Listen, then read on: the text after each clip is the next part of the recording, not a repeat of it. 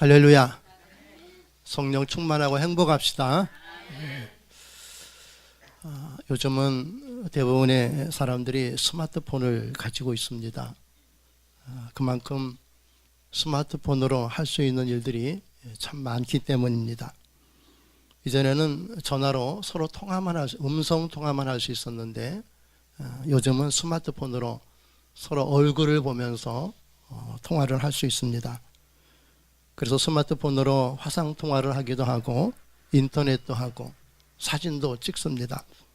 게임도 하고 인터넷 뱅킹도 하고 길을 찾기도 하고 사람을 찾기도 하고 물건을 사고 팔기도 하는 등등 스마트폰으로 안 되는 게 없을 정도입니다. 그뿐 아니라 스마트폰으로 뉴스도 보고 영화도 보고 뭐 또 드라마도 보고 이런저런 정보와 소식들을 신속하게 접할 수가 있습니다. 심지어 스마트폰을 통해서 앞에 가는 차량이 도난 차량인지 또는 수배 차량인지도 그 자리에서 알 수가 있습니다. 누군가의 이름을 스마트폰에 입력을 하면 그 사람에 대한 정보도 요즘은 금방 알 수가 있습니다. 그러다 보니 스마트폰은 요즘 사람들에게는 없어서는 안 될 개인 생활의 필수품이 되고 말았습니다. 하지만 편한 만큼 부작용도 참 많이 있습니다. 스마트폰이 편할 때도 많지만 그러나 스마트폰 때문에 창피를 당하는 일들이 있기도 합니다.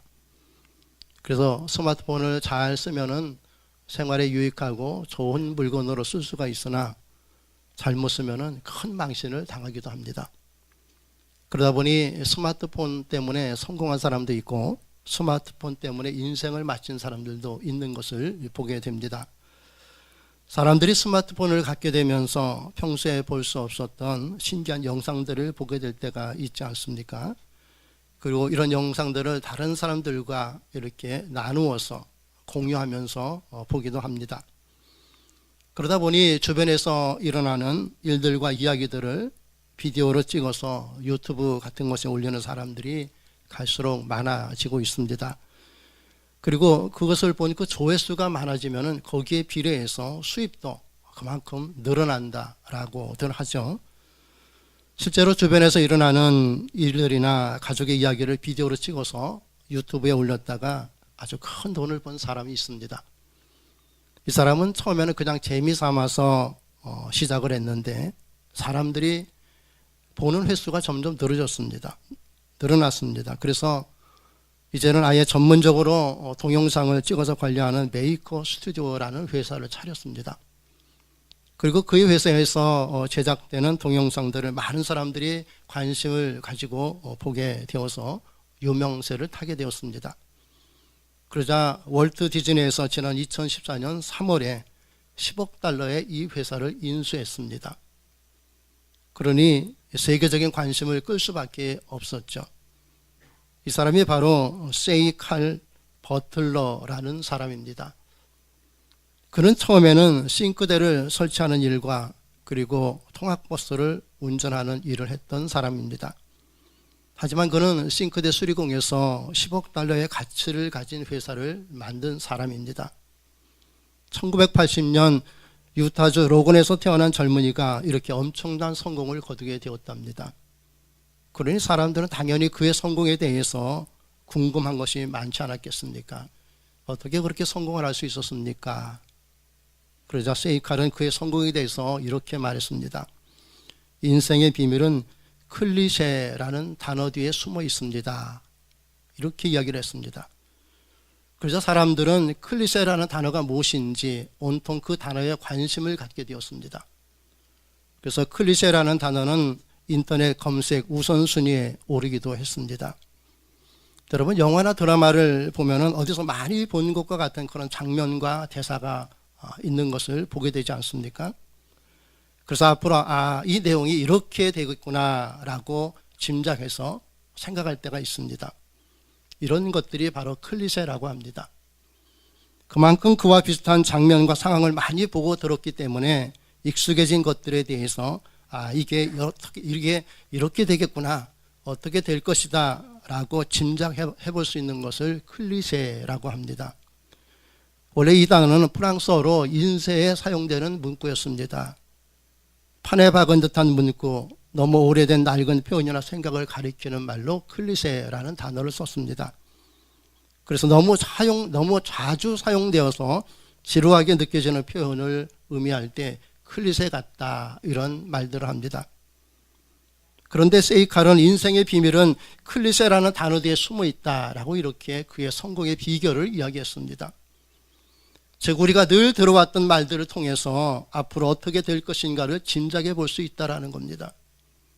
지극히 평범하고 오래된 말, 귀에 못이 박히도록 들어온 말들과 원칙 속에 사람들이 원하는 모든 것이 담겨져 있다라는 이야기입니다.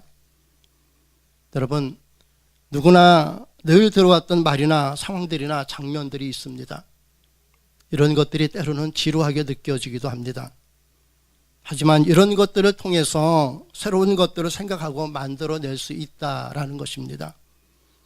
즉 우리가 자주 듣는 말이나 또는 우리가 자주 접하는 상황이나 환경이나 표현들 속에 삶의 지혜가 담겨 있다라는 것입니다. 예를 든다면 이런 겁니다. 여러분 어렸을 적에 부모님께 늘 들었던 말이 어떤 것입니까? 인사 잘하라, 싸우지 말거라, 잘 지내라, 서로 사랑하라, 양보해라, 참아라, 이해하라, 불쌍한 사람 도와줘라, 선생님 말씀 잘 들어라, 공부 잘해라, 숙제해야 된다, 좋은 친구가 되라, 뭐 등등 이런 소리 귀가 따갑도록 듣지 않았습니까? 그런데 부모님이 이런 말씀을 하신 이유가 무엇입니까?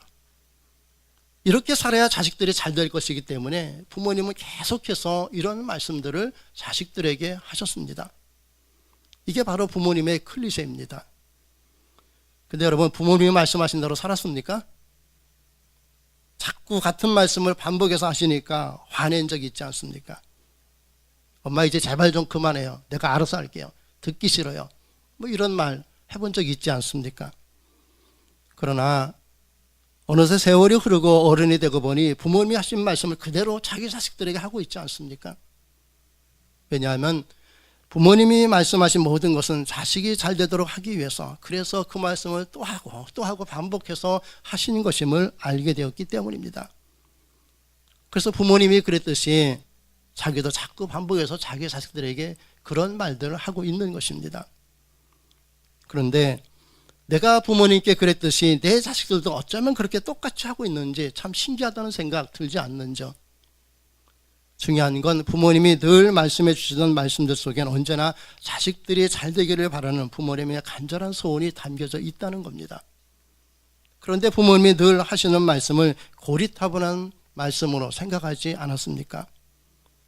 사실은 부모님이 하신 모든 말씀은 다 나를 잘 되도록 하기 위해서 하신 말씀 아니겠습니까? 마찬가지로 하나님은 우리가 다 잘 되기를 원하십니다. 그래서 하나님은 우리에게 늘 말씀하시는 것이 있습니다. 우리가 성경을 통해서, 설교를 통해서, 또 예배를 통해서 하나님으로부터 늘 듣게 되는 하나님의 말씀이 있지 않습니까? 예를 든다면 이런 겁니다. 믿음을 가져라. 하나님 늘 말씀하십니다. 기도해라, 순종해라, 서로 사랑해라, 용서해라, 인내해라, 배려해라 등등. 하나님은 늘 우리에게 말씀해 주셨고 늘 들었던 하나님의 말씀이고 지금도 우리는 이 하나님의 말씀을 듣고 있습니다. 그리고 앞으로도 끊임없이 듣게 될 말씀들입니다.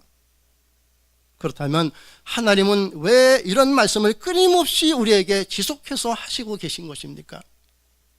이렇게 같은 말씀을 반복해서 계속하시는 건 그만큼 중요하기 때문에 그렇게 하는 거 아니겠습니까? 여러분, 하나님은 나보다 나를 더 잘 알고 계십니다. 그런 하나님이 우리에게 늘 같은 말씀을 반복해서 하셨다면 그만큼 우리에게 중요한 말씀이기 때문에 그런 것 아니겠습니까? 그래서 성경은요, 우리가 주님 말씀대로 살면은 어떻게 될 것인가를 너무도 확실히 우리에게 보여주고 있습니다. 그래서 성경은 주님 말씀하신 대로 살라고 늘 강조하고 있습니다. 그리고 우리는 이런 주님의 말씀을 늘 듣고 오늘도 그 주님의 말씀을 듣고 있습니다. 그런데 늘 듣는 말씀, 늘 보아왔던 말씀대로 살고 있는지요?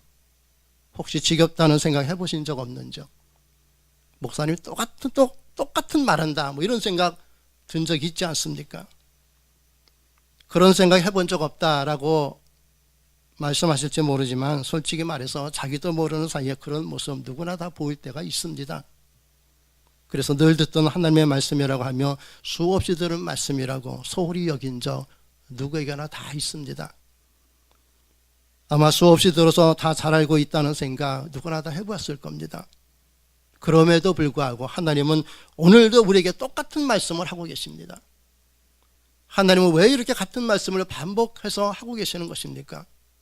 첫째는요, 하나님께서 그렇게 수없이 사랑해라, 기도해라, 믿음을 가지라고 말씀하셨음에도 불구하고 그렇게 살고 있지 않기 때문입니다.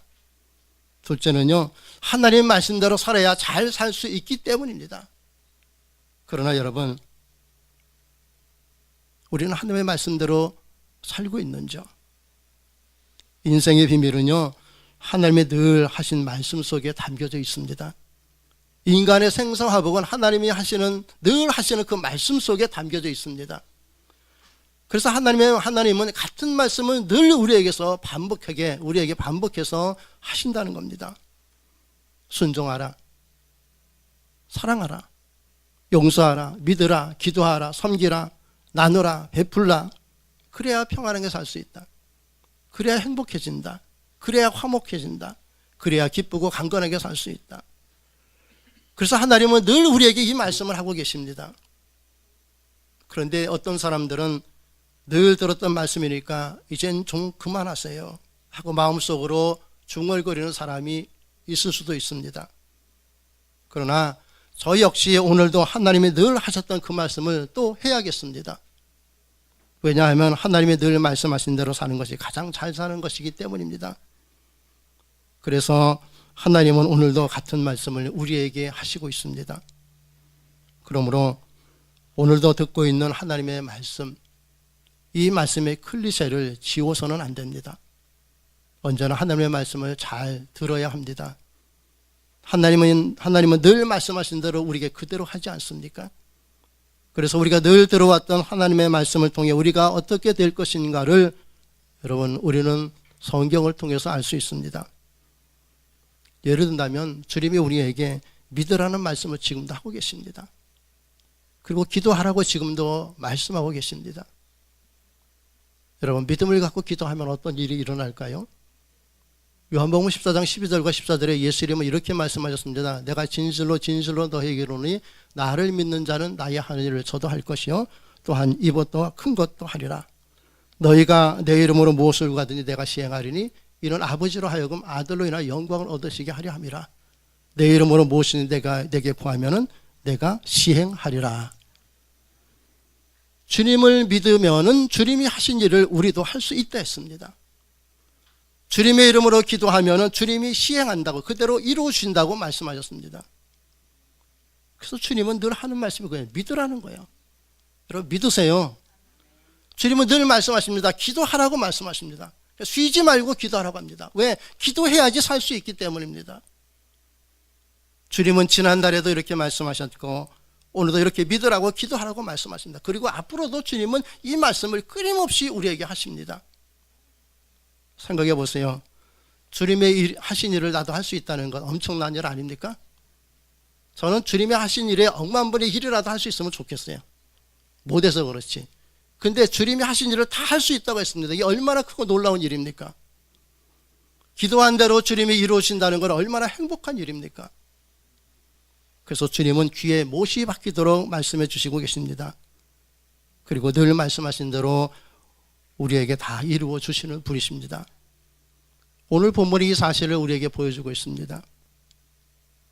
어느 날 대를 이을 자식이 없는 아브라함에게 하나님이 아들을 주셨습니다.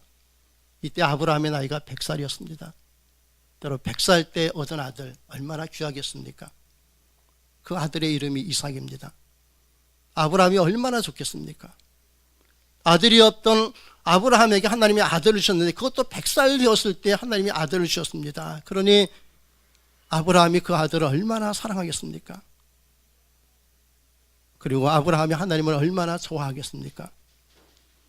그런데 어느 날 하나님이 가만히 보니 아브라함이 하나님을 좋아하는 것인지 자기 아들을 더 좋아하는 것인지 하나님이 참 보기가 그럴 때가 있습니다. 가만히 보니 아브라함이 하나님을 좋아하는 것 같은데 어찌 보면 아들 이삭을 하나님보다 더 좋아하는 것 같기도 합니다. 그래서 하나님이 아브라함을 시험하기 위해서 부릅니다. 아브라함아, 너 독자 이삭을 데리고 모리아 땅으로 가서 내가 너에게 지시하는 한 산 그곳에서 네 아들을 나에게 번제로 드리라. 여러분, 번제는 하나님 앞에 제물을 드릴 때 이렇게 통째로 드리는 게 아니라 번제는요, 드릴 제물을 토막토막 자릅니다.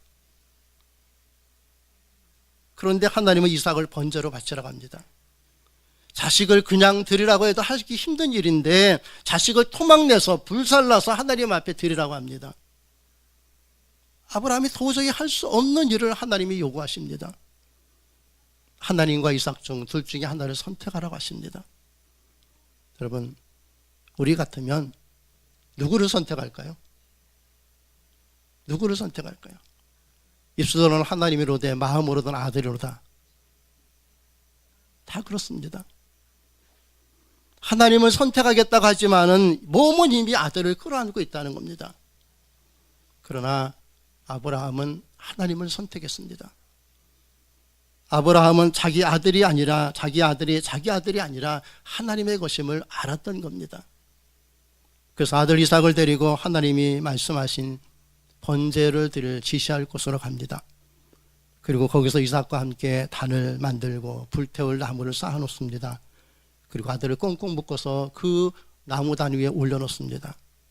그리고 칼을 빼들고 아들을 찌르려고 합니다. 이때 하늘에서 아브라함을 부르는 하나님의 음성이 들리지 않습니까? 그 하나님의 음성이 바로 오늘 우리가 읽은 본문의 내용입니다. 다시 한번 읽어봅시다. 11절과 12절입니다. 읽습니다. 시작.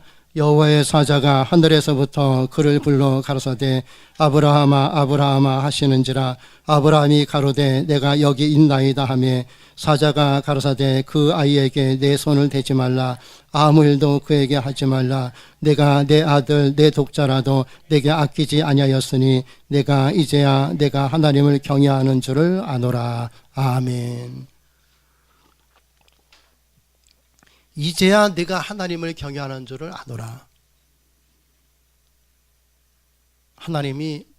아브라함이 하나님을 믿는다는 걸, 진짜 하나님을 믿는다는 걸 이제야 알겠다라고 하십니다. 여러분, 아브라함이 하나님 믿습니다 라고 해서 하나님이 그에게 그래 이제야 네가 나를 믿는 줄 내가 알겠다 이렇게 말씀하신 것 아닙니다. 그런데도 불구하고 주님 내가 주님을 믿습니다 라고 하면은 그게 믿음이라고 생각하는 사람들이 너무나 많은 시대입니다. 안타깝게도 이게 믿음이 되어버렸습니다. 아무것도 하지 않으면서 그냥 주님 믿습니다 하고 기도하면 주님이 다 이루어 주실 것으로 믿는 것, 이게 오늘날의 믿음이 되어버렸습니다. 이건요, 마트에 가서 주인에게 이 물건 내게 그냥 줄 줄로 믿습니다 하는 것보다 더 나쁜 거예요.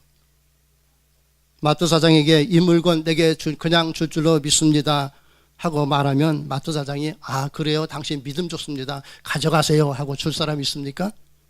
그런 사장이 있으면 제발 소개 좀 하시기 바랍니다. 하나님이 믿으면 주신다고 했으니 주실 줄로 믿습니다 하고 마트에 가서 하나님이 이 물건 내게 주실 줄로 믿습니다 하고 마트 사장에게 이거 내게 달라라고 하면은 뭐라고 했습니까? 정신 나간 사람이라고 할 겁니다. 그럼에도 불구하고 주실 줄로 믿습니다 하고 그냥 물건 들고 나오면 어떻게 돼요? 그건 도둑이에요. 그건 강도예요. 필요한 물건을 가지려면 대가를 지불해야죠.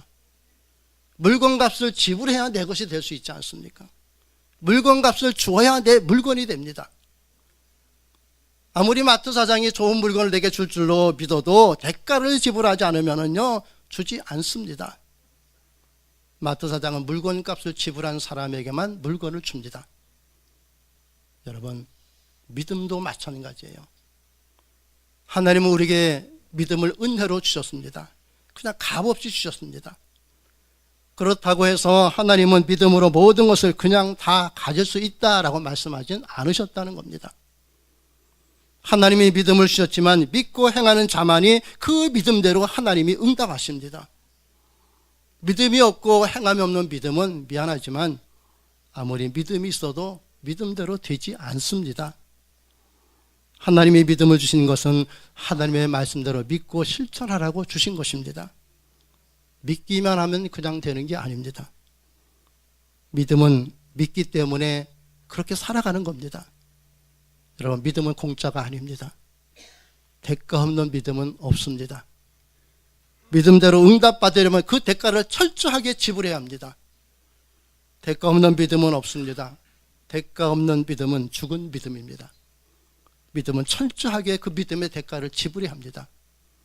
오늘 본문의 아브라함은 그 믿음의 대가를 철저하게 지불했습니다. 하나님을 믿기 때문에 그 아들 독자 이삭을 하나님이 말씀하신 대로 번제로 드렸습니다. 하나님을 믿지 않았다면 독자 이삭을 번제로 바치지 않았을 겁니다. 여러분, 믿음은 이렇게 대가를 지불하는 것입니다. 믿는 만큼 철저하게 대가를 지불합니다. 내 믿음이 태산 같습니다 라고 한다면 태산 같은 대가를 지불해야 돼요. 그러나 내 믿음이 태산 같습니다 라고 하면서 그 믿음의 대가를 지불하는 데서는 눈꽃만큼 대가를 지불한다면 그건 믿음의 모순 아닙니까? 여러분, 대가 없는 믿음은 없습니다. 대가 없는 믿음은 죽은 믿음입니다.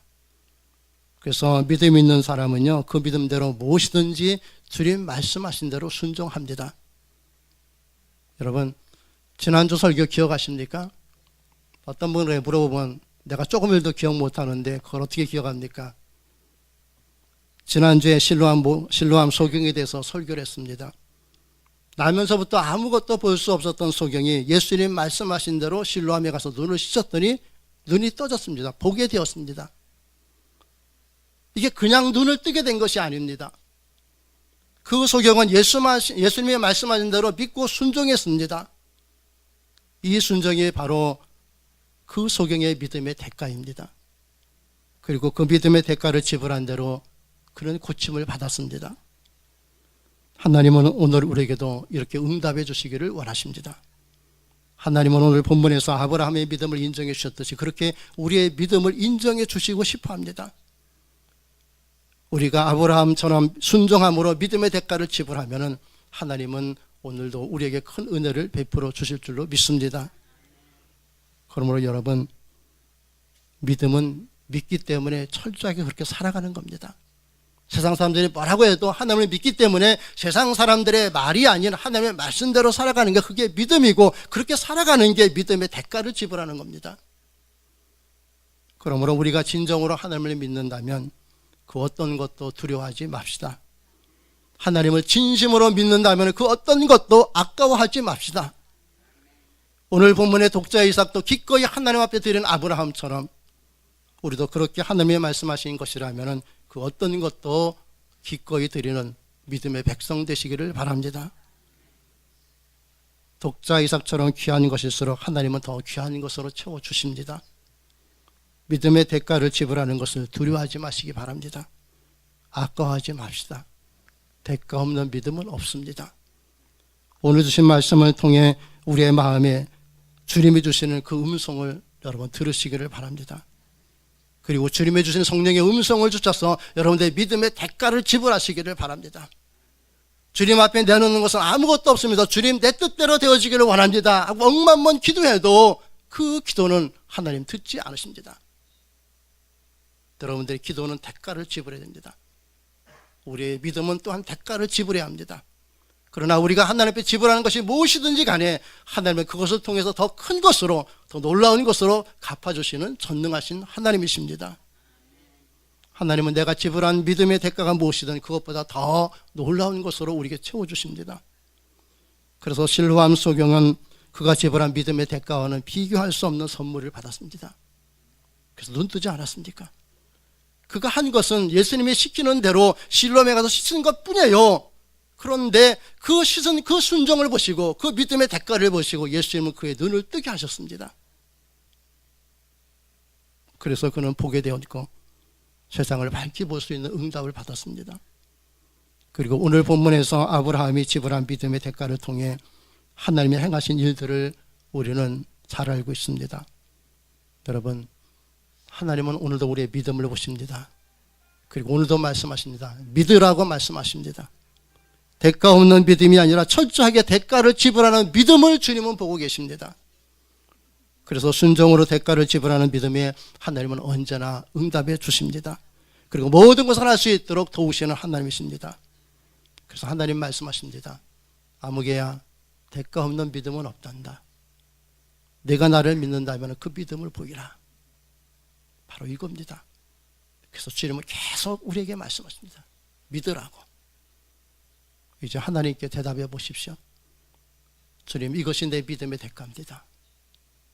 주님, 이것이 내 믿음의 대가입니다. 내가 주님을 믿기 때문에 주님께 할 수 있는 일이 내가 이것입니다 라고 할 수 있는 그 무엇인가가 우리에게 있어야 할 것 아니겠습니까?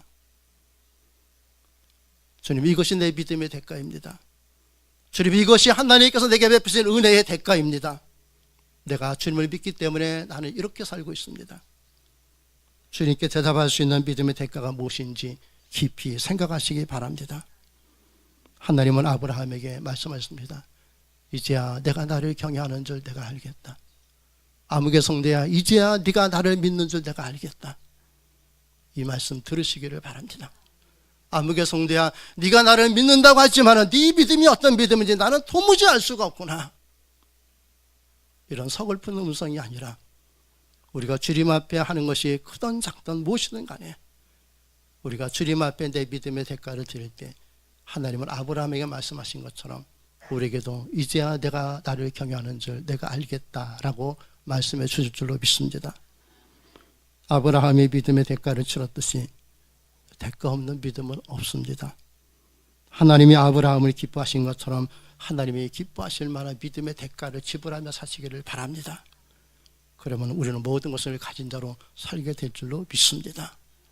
여러분, 오늘날의 기독교는 그냥 믿음이 판치고 있습니다. 아무것도 하지 않는 믿음, 대가 없는 믿음, 수고 없는 믿음, 헌신 없는 믿음, 섬김이 없는 믿음, 말씀대로 살지 않는 엉뚱한 믿음, 그게 믿음이라고 그 믿음을 부여잡고 삽니다. 이런 때 하나님께서 우리를 부르시고 변함없이 끊임없이 오늘도 우리에게 말씀해 주십니다. 믿으라고. 그리고 네가 나를 믿는다면 그 대가를 지불하라고.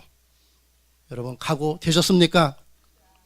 주님께서 원하시는 믿음으로 살아가시기를 주님의 이름으로 축원합니다. 그러면 하나님은 우리의 모든 것을 채우시고 더 큰 은혜 베풀어 줄 줄로 믿습니다.